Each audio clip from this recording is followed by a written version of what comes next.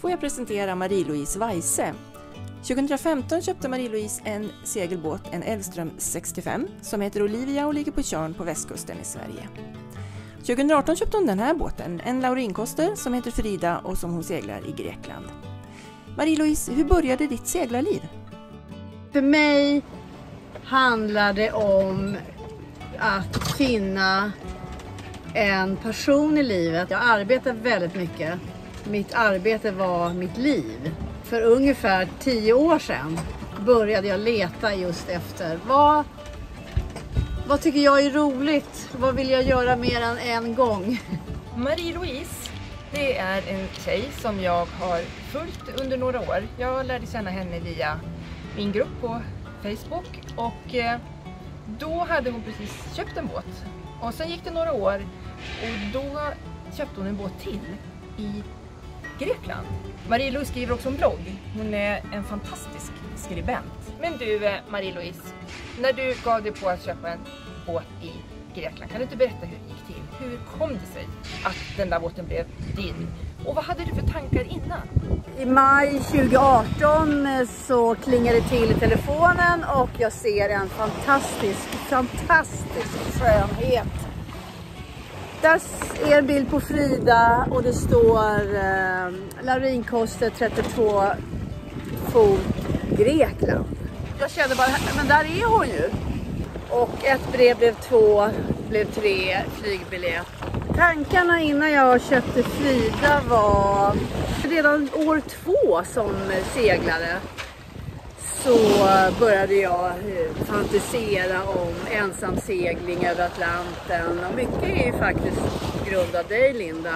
Jag läste en artikel om dig när jag hade köpt min båt. Frågade dig om du tyckte att jag var galen. Men det tyckte ju inte du, utan du tyckte att jag hade varit galen om jag inte hade köpt Olivia då, som ligger på Tjörn.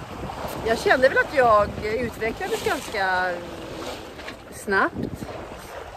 Och gjorde längre och längre turer med Olivia.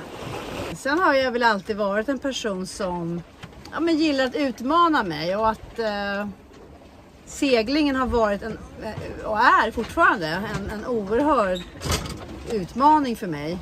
Vad var jag mest orolig för? Jo, men det var för dels att jag inte hade någon hamnplats. Hur ska jag klara mig i Grekland, i Medelhavet och inte ha en trygg hamn att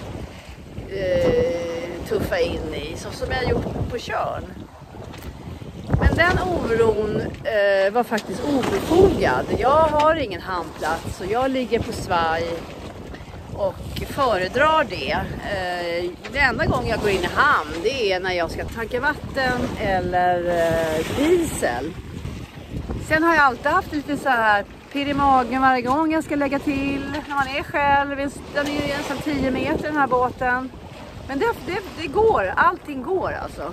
Sen är det väldigt viktigt också att förstärka varandra. Och i den här gruppen, i Lindas tarotgrupp, har varit oerhört viktig för mig. Främst med min oro och tänk om det händer eller tänk om det händer. Du berättade att det var väldigt många som sa till dig när du köpte både din första båt och din andra båt att du är så modig och du är så speciell. Och du menade att det är positivt på ett sätt att säga det. Att det är ju att man talar om att man är så imponerad utav en annan människa, men att det finns en baksida av det också. Jag blir ju imponerad. Såklart. Ja, framförallt att man seglar själv. Jag skulle vilja att vi kvinnor som seglar själv och alla som går in på manligt dominerade ytor, att vi inte haussar upp det vi själva. Alltså det handlar ju mer, tror jag, om den egna bekräftelsen. Jag försöker hålla nere alla de här adjektiven.